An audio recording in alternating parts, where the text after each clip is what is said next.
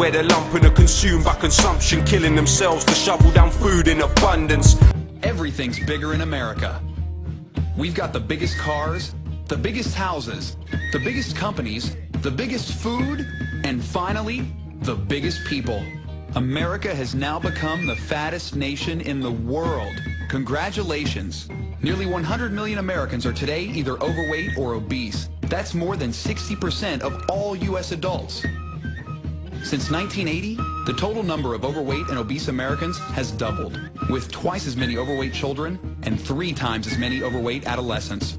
The fattest state in America? Mississippi, where 1 in 4 people are obese.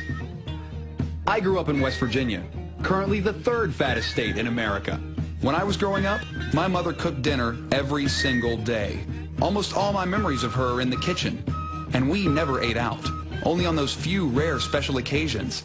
Today, families do it all the time, and they're paying for it, not only with their wallets, but with their waistlines. Obesity is now second only to smoking as a major cause of preventable death in America, with more than 400,000 deaths per year associated with related illnesses. In 2002, a few Americans got fed up with being overweight and did what we do best. They sued the bastards. Taking aim at the fast food companies and blaming them for their obesity and illnesses, a lawsuit was filed in New York on behalf of 2 teenage girls. One who is 14 years old, 4'10", and 170 pounds. The other, 19 years old, 5'6", and 270 pounds. The unthinkable had suddenly become reality.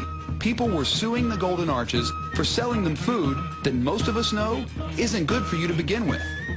Yet each day, 1 in 4 Americans visits a fast food restaurant. And this hunger for fast food isn't just in America, it's happening on a global basis. McDonald's alone operates more than 30,000 joints in over 100 countries on 6 continents and feeds more than 46 million people worldwide every day. That's more than the entire population of Spain. In the United States alone, McDonald's accounts for 43% of the total fast food market. They're everywhere. Walmarts, airports, rest stops, gas stations, train stations, shopping malls, department stores, amusement parks, even hospitals.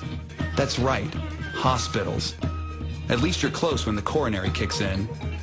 Lawyers for McDonald's call the suits frivolous, stating that the dangers of its food are universally known and that these kids can't show that their weight problems and health woes were caused solely by their McDiets.